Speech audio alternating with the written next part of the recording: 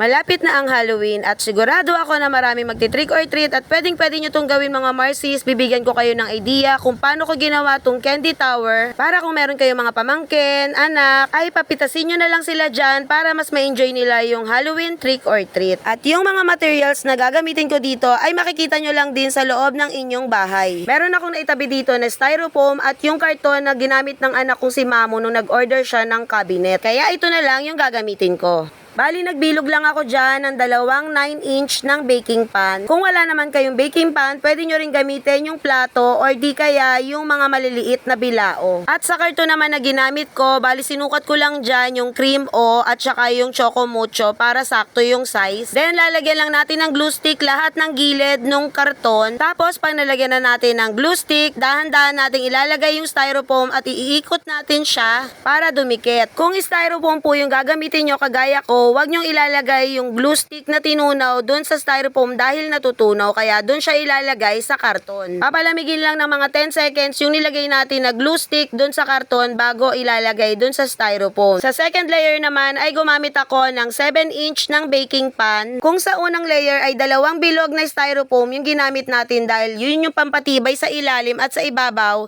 dito naman sa second layer ay isa lang yung gagamitin na styrofoam. Sa karton naman na ginamit ko dito, sinukat ko lang din dyan yung size ng ilalagay ko na biskwit, yung coco na kulay yellow. Then kagaya lang din ng unang ginawa natin, lalagyan lang natin yung puro dulo ng karton tapos ididikit na rin natin dun sa ginawa nating unang layer. Dito naman sa pangatlong layer, ang ginamit ko dito ay size 4 na baking pan. Kung wala kayong size 4 na baking pan, pwede rin naman yung platito mga Marcies. Dito naman sa third layer, ang isinukat ko dyan ay yung saktong size lang ng nips para hindi rin makikita yung mga puti-puti ng styrofoam pag naglagay na tayo ng mga nips. At ganyan na po yung result mga Marcies pag napagdikit-dikit na natin yung mga ginawa natin na tower para paglalagyan natin ng mga candies. Bali, ginawa ko pala to para sa anak ng kumari kong si Maring Charm para sa first birthday ng anak niyang si Maxine. At dahil baby din yung pagbibigyan natin ito, kaya nilagyan ko rin siya ng mga biskwit. If ever na may matira ay may uuwi nila at makakain pa din ni baby Maxine. Akala nga talaga ni Kali mga Marcies sa kanya yung ginagawa ko kaya nakabantay siya sa akin.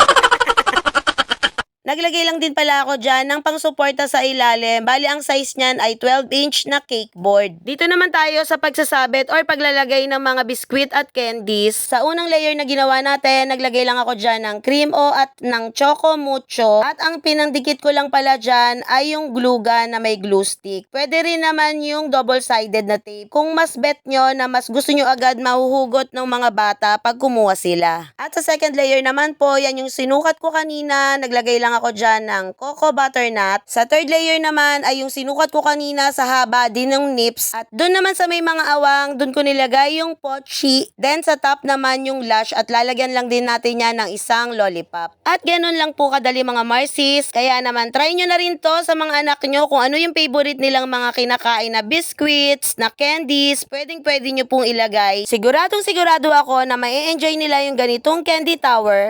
Pwede nyo rin po itong gawing business mga Marcies at nagre-range po ito ng mga 500 to 650 pesos.